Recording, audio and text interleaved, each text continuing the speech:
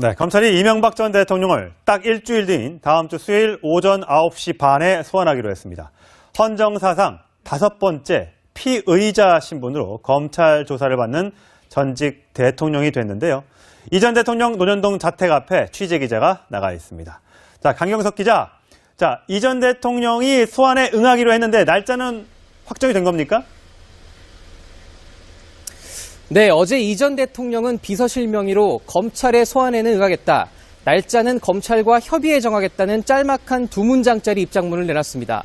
어제 정오쯤 서울 삼성동 이 전 대통령 사무실로 소환장이 도착한 뒤 약 3시간 가까이 지난 후에 나온 입장문인데요. 조사를 받긴 하겠지만 검찰이 정해준 날짜를 그대로 받아들이진 않겠다는 얘기로 보입니다.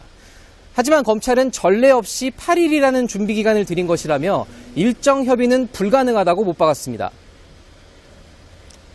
자, 어제에 이어서 오늘도 이명박 전 대통령 측이 대책회의를 이어갈 것으로 예상이 되는데요. 지금 강경석 기자가 나가 있는 이 전 대통령, 혹시 집에 아직도 이명박 전 대통령이 머무르고 있습니까?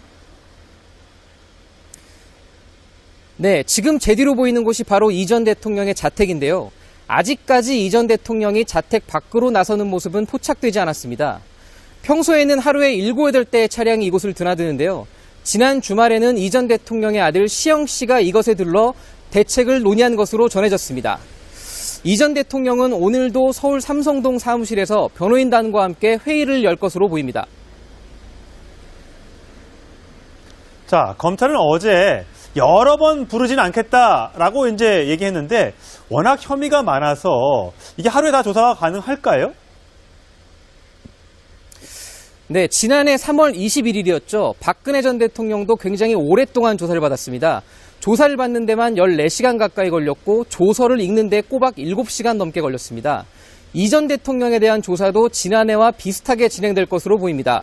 우선 다스 관련 혐의는 신봉수 부장검사가, 그리고 국정원 특수활동비와 뇌물수수 혐의는 송경호 부장검사가 직접 조사할 것으로 보입니다. 검찰은 어제 말씀하신 대로 한 차례만 조사하겠다는 입장을 밝혔는데요.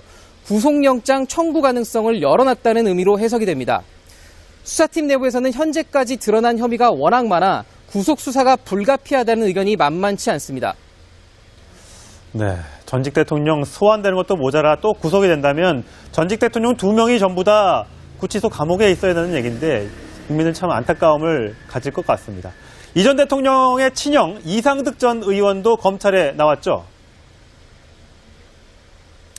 네, 이상득 전 의원은 오전 10시 서울중앙지검에 피의자 신분으로 출석했습니다. 이 전 대통령 소환을 앞두고 뇌물과 불법 정치자금의 흐름을 최종 확인하겠다는 겁니다. 이상득 전 의원은 지난 1월에 소환됐을 때 건강 악화를 이유로 의미 있는 진술을 내놓지는 않았는데요.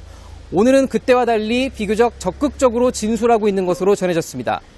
지금까지 서울 논현동에서 전해드렸습니다. 검찰은 어제 여러 번 부르진 않겠다라고 이제 얘기했는데 워낙 혐의가 많아서 이게 하루에 다 조사가 가능할까요?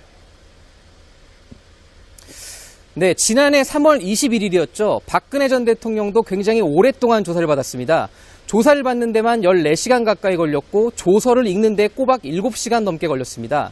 이 전 대통령에 대한 조사도 지난해와 비슷하게 진행될 것으로 보입니다.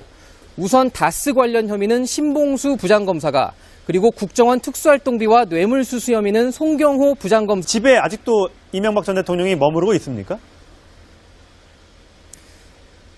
네, 지금 제 뒤로 보이는 곳이 바로 이 전 대통령의 자택인데요. 아직까지 이 전 대통령이 자택 밖으로 나서는 모습은 포착되지 않았습니다. 평소에는 하루에 7, 8대의 차량이 이곳을 드나드는데요. 지난 주말에는 이 전 대통령의 아들 시영 씨가 이것에 들러 대책을 논의한 것으로 전해졌습니다. 이 전 대통령은 오늘도 서울 삼성동 사무실에서 변호인단과 함께 회의를 열 것으로 보입니다.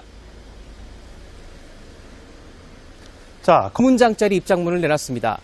어제 정오쯤 서울 삼성동 이 전 대통령 사무실로 소환장이 도착한 뒤 약 3시간 가까이 지난 후에 나온 입장문인데요.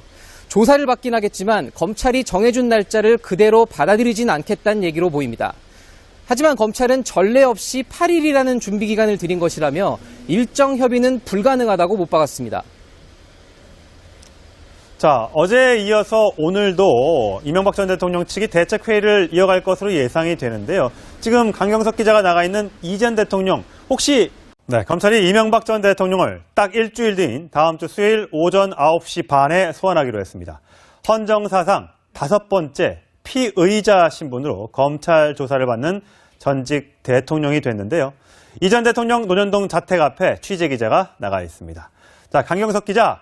자, 이 전 대통령이 소환에 응하기로 했는데 날짜는 확정이 된 겁니까? 네, 어제 이 전 대통령은 비서실 명의로 검찰의 소환에는 응하겠다. 날짜는 검찰과 협의해 정하겠다는 짤막한 두 문자가 직접 조사할 것으로 보입니다. 검찰은 어제 말씀하신 대로 한 차례만 조사하겠다는 입장을 밝혔는데요. 구속영장 청구 가능성을 열어놨다는 의미로 해석이 됩니다. 수사팀 내부에서는 현재까지 드러난 혐의가 워낙 많아 구속 수사가 불가피하다는 의견이 만만치 않습니다. 네, 전직 대통령 소환되는 것도 모자라 또 구속이 된다면 전직 대통령 2명이 전부 다 구치소 감옥에 있어야 되는 얘기인데 국민은 참 안타까움을 가질 것 같습니다. 이 전 대통령의 친형 이상득 전 의원도 검찰에 나왔죠.